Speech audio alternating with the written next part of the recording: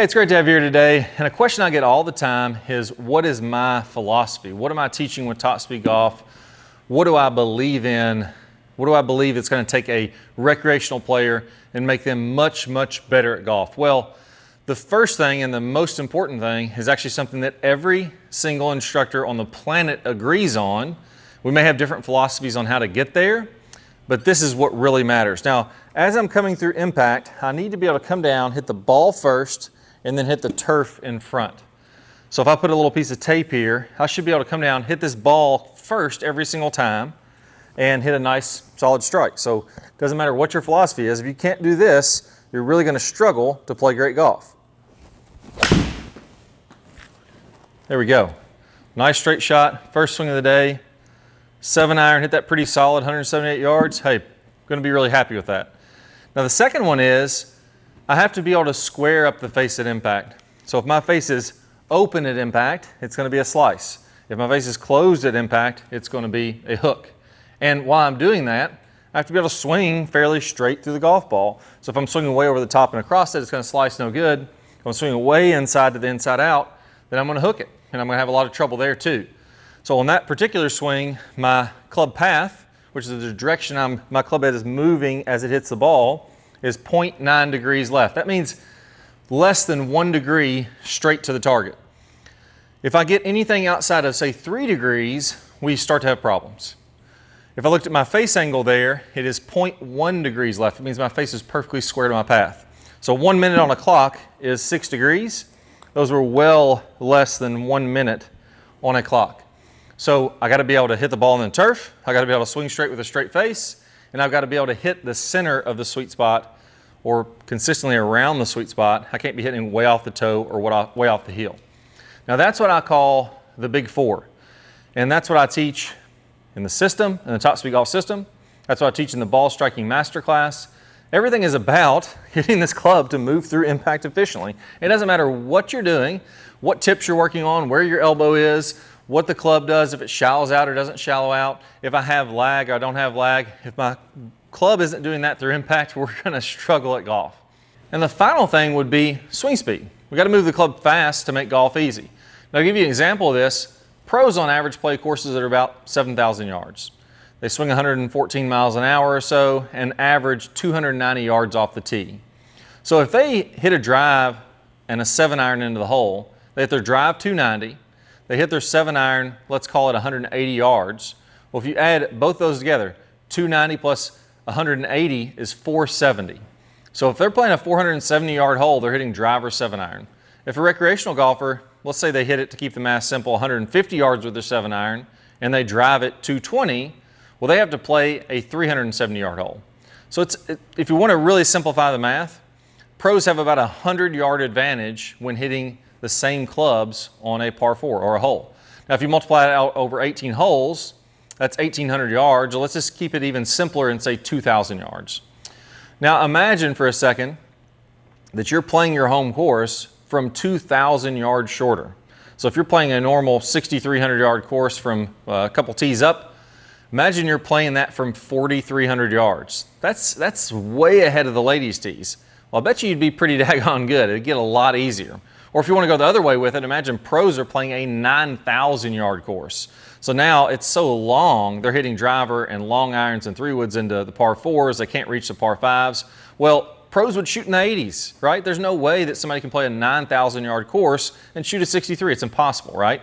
So if we don't have good swing speed, it's really tough to play great golf. It just makes golf incredibly challenging.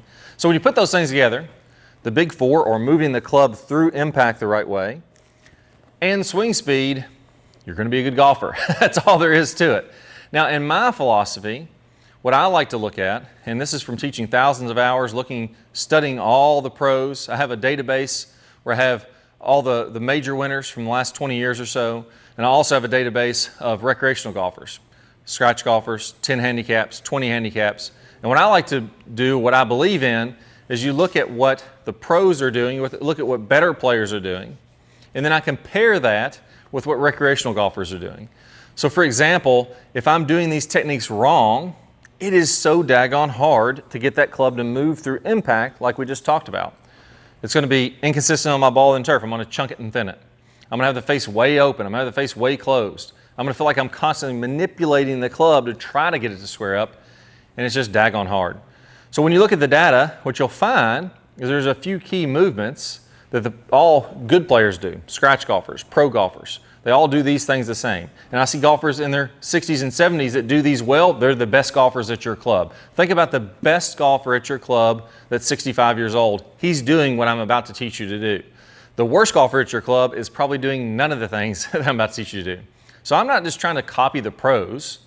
That's a little bit silly, because you could say things like, well, pros on average have this stance width, so I'm gonna teach you that stance width. Well, a lot of recreational golfers have the same stance width and shoot 120. So that's not really something you should be copying. What I should be copying, or what I should be working on to implement in my game, are things that good players do well, that players that aren't as good don't do well.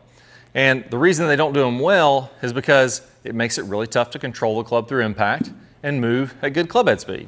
Now let me teach you what those are. What's the technique? So if my technique is off, it is so daggone hard to play this game. If my technique's on, it makes it easy. The first one would be what I call the power turn. I'm gonna go over the 5 fundamentals of the top speed golf system. Now what this is, when I look at the pros, when I look at the best players, they're getting at least a 90-degree shoulder turn in the backswing. Many pros go well past that. In fact, the range for the best players is 90 to 120 degrees. So meaning that if my golf ball is here, this is 0 degrees of shoulder turn. I'm just basically setting up for the golf ball. If I rotate back until my shoulders are facing the golf ball, that's 90 degrees of turn. If I go past that, that would be more than 90. So 100, 110, 120 degrees. Pros are in that 90 to 120 degree range. Now, the common misconception I have there is, yeah, that'd be great, Clay. I'd love to get this 120 degree turn, but I'm just not nearly as flexible as a pro. I'm 65 years old. I'm stiff as a board. There's no way I'm going to be able to do that. Well, actually, you can. If I don't rotate my hips at all, if I keep my belt buckle facing straight forward and I try to rotate in the backswing, I'm getting pretty tight by here. Trying to get to 90, man, I'm really stretched out. Most people do not have the flexibility to get that big turn with restricted hips. But if I go ahead and rotate my hips, look, it's easy to get 90 degrees. Every single player watching this video, right now, stand up out of your chair. If you're watching this, you can easily turn just like you were talking to somebody to the right. Well, that's a 90-degree shoulder turn. I've turned my shoulders here. That's just like me turning and talking to somebody. I bend over in my posture a little bit. That's a golf swing. So the key there is let your hips move if you're not as flexible, and you have to get that bigger turn to be able to create club head speed. See, if I don't load my body up, then I'm not going to be able to swing through there with any kind of speed at all. You may hear lots of videos. You can probably scour the internet right now and find 5,000 videos on YouTube that say, don't turn your shoulders, don't worry about it, that's for the young guys. Well, the reality is you're just not going to be able to hit it very far doing that. Let me give you an example. I'm going to take this same swing. I'm going to make a little shoulder turn going back. So I'm only going to go back to here. And then I'm going to come through.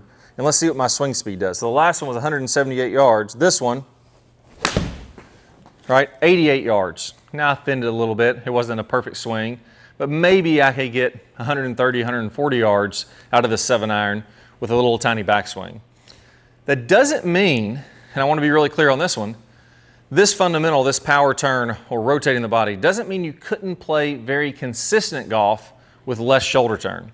So if I want to hit the ball and then the turf, and I want to have a square face and a square path, I can do that. I can hit the center of the sweet spot too, all big 4 that we just talked about. I can do that with a smaller turn. But again, I'm taking that 6,300 yard course and making it play like a 7,500 yard course, which is just impossible. So we got to learn to get these shoulders turning and this body turning if we're going to be able to do that. Here's my #1 tip for you to get this right now. As you're making your backswing, I want you to feel like your hips rotate quite a bit and your arms don't fold early. So what I'm doing here is I'm just going about halfway in my backswing. My shoulders have already turned a ton here and my hips have already turned, and I haven't really lifted my arms very much, and I haven't folded my arms up at all. So my arms are staying really straight, I'm wide, and I'm forcing myself to turn very early. Now if I can turn early like this and I can already get a 70-degree shoulder turn by the time I'm here, it's really easy to get that extra 20 the rest of the way to the top of the backswing. So that's the best thing to do if you want to get a lot of power. Now, 90 to 120 is the pro range. That's what I believe in. That's what I found lots of players have done well with. We also have something called the 20-minute distance fix, which on average players are going to gain 13.4 miles an hour in the 3-week course that they're going through this.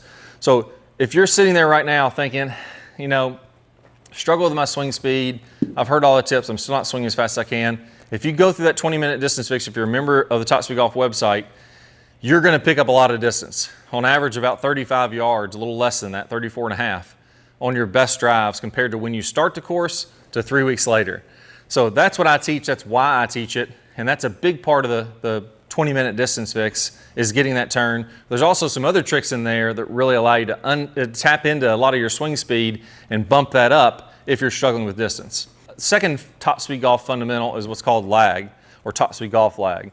Now all this means is when I'm in my downswing, when my left arm is parallel to the ground in the downswing, what's the angle of this shaft? If it's out here, perpendicular to the ground, that would be a 90-degree angle. If it was here, which nobody's wrists are flexible enough to do that, that would be 0 degrees. The pros are 40 to 65 degrees. So what that means is, if you can imagine a 40-degree angle, 45-degree angle about like that, 60 degrees, 65 degrees would be out here somewhere, 40 would be in here somewhere, but we're gonna have a good angle. Now the reason of that is, if I'm gonna start with my lower body and get my weight shifting to the left, and I'm gonna save up the energy from my club head so that my club head is trailing, my hands are leading the way, that's gonna allow me to come down and hit the ball first with my hands in front, and then hit the turf in front of the golf ball. Now if you're hitting a driver, it's the exact same thing. Just imagine the ball is on your front foot now. As I make this lag in the downswing, my hands are leading the way. I would have shaft lean here, and I'd be releasing that to where my driver shaft straight up and down to impact. It's the same thing whether you're hitting driver or iron. I have to have this lag angle. And when you look at pro golfers or scratch golfers, better golfers at your club, they're gonna have a good amount of lag. And when you look at high handicap golfers, they're gonna cast this out. So when I look in that database, when I study tons and tons of pro golfers and recreational golfers, you're gonna see a significantly less angle of lag in recreational golfers. Now, one thing that I like to do that's probably even more important, when I created the Top Speed Golf system, and a few years ago even, it wasn't that long ago, that down here in the downswing, this club was a blur when filming from your camera phone, or the camera on your phone. A good indicator of how good a quality of ball striker you are is when your hands are in front of your right leg, I want this club shaft parallel to the ground. So if I have this 40 to 65 degree angle up here, I don't want to just throw that out. I want to still have my hands in front of my right leg, club shaft parallel to the ground as I'm coming through. I call that the power position. And again, what's the point of it? It's so you can hit ball then turf every time. It's so you can take all the hand manipulation out of there and you're not constantly feeling like you're manipulating the face. So a great little drill for this is, make a little practice swing where you pause, hands in front of your right leg, club shaft still parallel to the ground. And a big key here is I want this club head inside my hands. See, pros typically have this club inside their hands. Recreational golfers tend to have it on their hands or even outside their hands. The reason that's so important is if I have this lag in my clubs from the inside, I can simply turn and the face squares up under its own momentum. If I have it outside my hands and I turn, the face wants to be open. So if you constantly feel like the face is open and you're having to do a lot of work to square it up, that's a big piece of it. Work on your lag, work on that power position, getting the club from the inside. So I'm just going to do a swing where I pause, I feel that power position, and then I try to move through that as I'm hitting a shot. There you go, another nice straight shot, about 170 yards with a 7-iron. And if you look at this swing that I'm bringing up on the screen, this driver swing, so this is an iron here, let's also look at it with driver.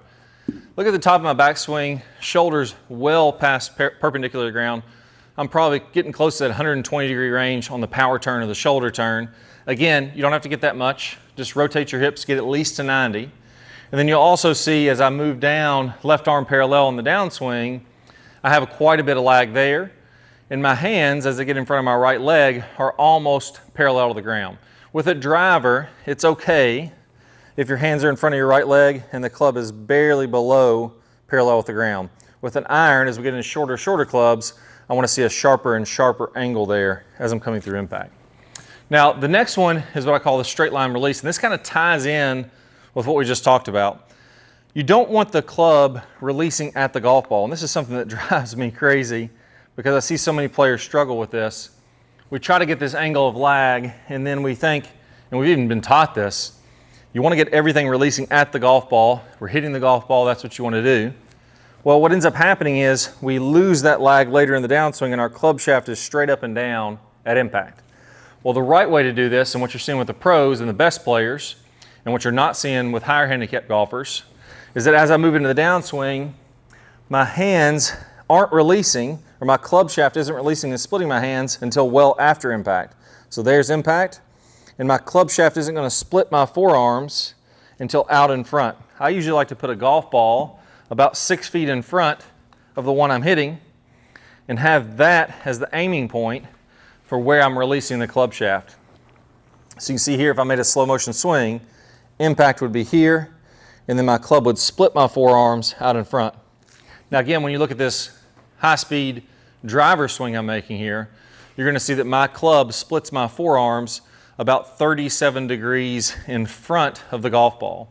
Now the pro range there is 28 to 50 degrees in front. This is one of the most common areas that I see. If you're going to play consistent golf, if I'm going to get that club to passively be coming through, hit the ball, then turf, hit the center of the face, not have to manipulate it with the hands, a lot of higher handicap golfers that I see when I measure them in my database are letting the club split the forearms right at impact. Well, when you do that, that's going to want to hit this tape behind it. That's going to make ground contact very inconsistent, and it's going to make it feel like I have to constantly manipulate the club through impact to get clean, solid strikes. So if you want to move the club through impact well, we got to get that straight line release much more out in front of the golf ball. Put this golf ball 6 feet or so in front. And what I like to have people work on here is as you're making your downswing, feel like you're swinging to this golf ball out in the front. Now I don't want to do this by holding the face open. Again, that's going to be an open face. When you look at pros again, they're going to be releasing the club so the toe of the club turns on over toward the target. So when I come to that straight line release, my toe of my club is almost facing the target out in front. So if I did this in slow motion here, I'll be coming through impact, I'm hitting this golf ball, and as I release to this straight line release, the toe of my club is now facing toward the target. It's not open like this, it's releasing. I don't want to feel like I'm manipulating the club. I don't want to hold on to it. I don't want to guide it through impact. I want to let it go out in front, and that's going to square up the face on its own. You pair that up with what we just talked about in this power position, club lagging, club slightly inside, and I release it through there. Now it's a very effortless way to come through the golf ball, hit it nice and straight, and not have to guide it through there, not have to steer it, not have to feel like you're manipulating it with the hands. Now, to be able to do this, again, when I see the pros do, and I see many, many recreational golfers struggle with, so again, when I'm looking at the database, I'm not teaching just what the pros do, I'm teaching what good players do in general that higher handicap players struggle with, and this shows up in the data, is that my spine has to be tilted away from the ball slightly. On average, the pros are going to tilt away 19 to 25 degrees at impact. All this means is that as I'm coming through impact, my body needs to be, instead of straight up and down like this, tilted away. Now, that's really easy if you do that correctly, to put your body in a position to where you can get lag and releasing it out in front if I'm doing that. If I'm here and I'm straight up and down and my body isn't tilted away at all, so if I'm straight up and down like this, my spine is this angle, it is really tough to get lag and not cast it out. It's really tough to not release it at the golf ball and release it in front of the golf ball like that. So when you get your body up and down, it basically makes it impossible to really do what the best players are doing and get that effortless movement of the golf club so the path is square, the face is square, you don't feel like you have to manipulate it at all. I got to get my body tilted away. Now a great little feeling for this when I'm making a swing is in my downswing, I want to shift my weight to the left so my belt buckle at impact gets in front of the golf ball, on this side of the golf ball, and my nose stays behind the golf ball. Now when I do that here, you can see that I'm tilted away and I'm going to be able to effortlessly move the club through the ball. There we go. Loosen up a little bit. That one was 178. And again, nice straight path and swing direction. So 1.6 degrees to the right with a path, pretty daggone straight. Anything less than 2 is fantastic. I love that. Anything less than 3 is really what you're aiming for. Face angle, 0.1 degrees to the left. So basically my face was dead square to the direction I was swinging on that one. Now finally here is what I call the compression line. Now, if I'm doing all these things right, but I'm hanging on my back foot, my compression line is going to be way off. So if I drew a line from the center of my ankle to the center of my shoulder socket here, I want that to be tilted away about 3 to 8 degrees at impact with the driver. Now when I did this database, when I measured pros and all different handicaps, I made sure that I took the same club. So if I'm comparing a pitching wedge from a pro and a driver from a recreational player or vice versa, it may be slightly different. I'd like you to measure these and look at these when you're hitting drivers so it's apples to apples. We know exactly what we're looking at. And what I found there is that at impact, hitting a driver, so let's imagine this ball is teed up, lead ankle to center of the lead shoulder is going to be tilted away 3 to 8 degrees. Now again, if we look at my swing in slow motion here, we're looking at that stable fluid spine, you'll see that I'm well tilted away. I'm actually a little above that 19 to 25 degree range. I'm probably 27, 8 degrees or so here. And my compression line, instead of being 3 to 8, it's on the higher end of that. It's probably around 8 or 9 degrees. Now the only reason for that is on this particular drive, I was wanting to launch it really high and get a lot of distance. So if I can stay a little more behind it, tilt away slightly more, it's easier to swing up on it, get that ball to launch really high and really hit long drives. Notice that when I'm doing this though, this is a big key. When I come to my finish, I'm stacked over my lead leg. That's very different than if we did this the wrong way, we'd be tilted away and staying on this back leg like this. I'm going to be tilted away, but all my momentum is moving to the left, and I come right on through that shot. So those things, those 5 things, are what I call the 5 fundamentals of the top speed golf system. And when you do those correctly, that helps you to move the club consistently through impact with a square face, a square path, hit the ball and then the turf, and hit it on the center of the club face. The best players in the world and the best players at your club are already doing these things, and I find them to be very consistent. The higher handicappers at your club, and if you're struggling with your golf game, are not doing these things. So we're not just cherry picking things that pros do, we're looking at the key fundamentals that pros do that recreational players struggle with. Now, another question that I get is, where should I start? Which fundamental of the 5 pieces should I start with? And that's a stable fluid spine. You see, if my spine angle is off, like I said, my spine angle is too vertical, let's say, then it makes it tough to get lag. It makes it tough to get straight line release out in front. My compression line is going to be off. My stable fluid spine, because that's what we're talking about, will obviously be off. I'm knocking out like 4 out of the 5 are going to be dang near impossible to do if I don't get my spine angle correct. So in this next video, I'm going to play it somewhere on the screen, you'll see it. The next video, I'm going to talk about how to get that spine angle nailed in so that you can begin there, and then the other pieces will start to fall together. I can't wait to share with you a couple really easy tips to nail that spine angle. Let's go and get started.